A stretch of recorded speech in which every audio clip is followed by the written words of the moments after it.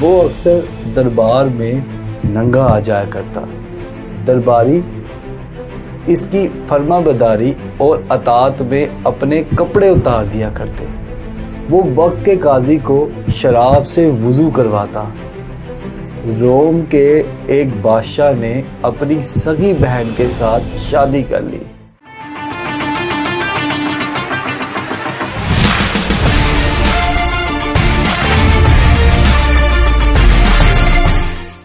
السلام علیکم خواتین و حضرات، میں ہوں ہارون اکرام اور آپ دیکھ رہے ہیں کامیابی ود ہارون اکرم سیزن 4۔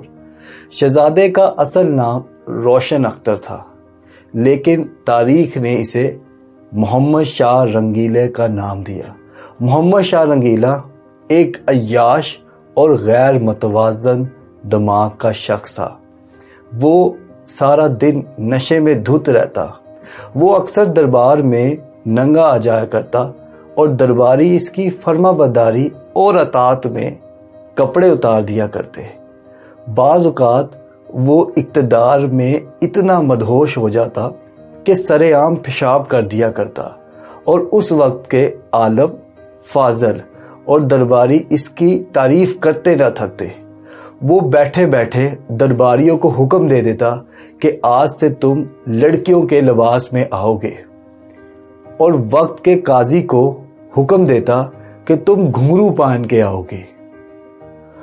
وہ طوائفوں کے ساتھ آتا، ان کے ٹانگوں پہ، بازوؤں پہ، پیٹ پہ لیٹ کر کاروبار کیا کرتا۔ وہ وقت کے قاضی کو شراب سے وضو کرنے پر مجبور کرتا۔ اس نے ایک لاء پاس کیا تھا جس سے ہندوستان میں جو بھی جوان لڑکی ہوگی وہ بادشاہ کی امانت ہوگی۔ اگر کسی نے بادشاہ تک جوان لڑکی نہ پہنچائی تو اس کا سر قلم کر دیا جائے گا۔ وہ وزارتیں منٹ میں تبدیل کیا کرتا تھا۔ وہ چلتے چلتے وزیر اعظم تبدیل کر دیا کرتا تھا۔ بالآخر محمد شاہ رنگیلا شراب کی کثرت سے فوت ہو گیا۔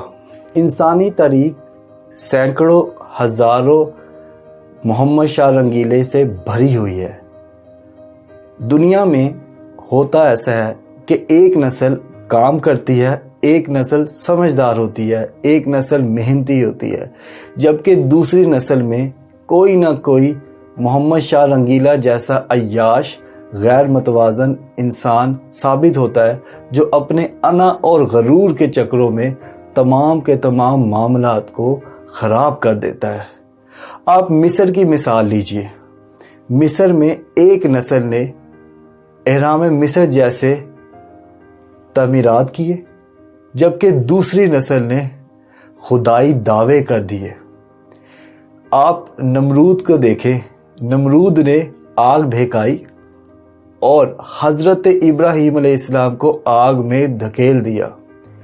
ایک بادشاہ نے اللہ کے نبی کو آری سے چیرنے کا حکم دے دیا۔ روم کے ایک بادشاہ نے سارے روم کو آگ لگا دی اور خود چھت پہ چڑھ کے بانسری بجانا شروع کر دی۔ روم کے ایک بادشاہ نے اپنی سگی بہن سے شادی کر لی۔ یونان کے ایک بادشاہ نے اپنی ملکہ کے ساتھ برہنہ باہر نکلا اور اپنی عوام سے کہا کہ اس کے کپڑوں کی تعریف کی جائے۔ ہندوستان کا ایک بادشاہ جو ہم جس پرست تھا، وہ ایک ہندو لڑکے پہ عاشق تھا۔ ایک دن وہ دلہن بنتا اور لڑکا دلہا بنتا۔ اس کا باقاعدہ نکاح ہوتا، رخصتی ہوتی، ولیمہ ہوتا۔ یہ تمام کے تمام رسومات کے بعد اگلے دن بادشاہ دلہا بنتا اور وہ لڑکا دلہن بنتا، اور تمام کے تمام معاملات، نکاح، ولیمہ، رسومات ادا کیے جاتے۔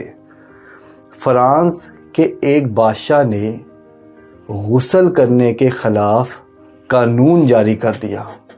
امیر تیمور بہت بڑا ہیرو مانا جاتا ہے، لیکن وہ قتل اور علم کی خبط میں ایسا مبتلا ہوا کہ وہ جس ملک میں گیا اس ملک میں کھوپڑیوں کے منار بنا دیے۔ چین کے ایک بادشاہ نے مردوں کو برقع پہنا دیا۔ اٹلی کے بادشاہ نے عورتوں کی ہنسی پہ پابندی لگا دی۔ وہ کہتا تھا کہ عورتوں کے دانتوں پہ راکھ مر دی جائے۔ تبھی لیونارڈو دا وینچی نے جو مونا لیزا کی تصویر بنائی ہے اس میں اس کے دانت نہیں دکھائے گئے۔ اقتدار کی آخری سیڑھی پر جب کوئی بادشاہ، کوئی باس، کوئی چیئرمین، کوئی ڈائریکٹر، کوئی ہیڈ آف ڈپارٹمنٹ، کوئی انسان بھی پہنچ جاتا ہے تو وہ اپنا دماغی توازن کھو دیتا ہے اور انا اور غرور کے چکروں میں پڑ کے وہ معاشرے کے نظام کو تار تار کر دیتا ہے۔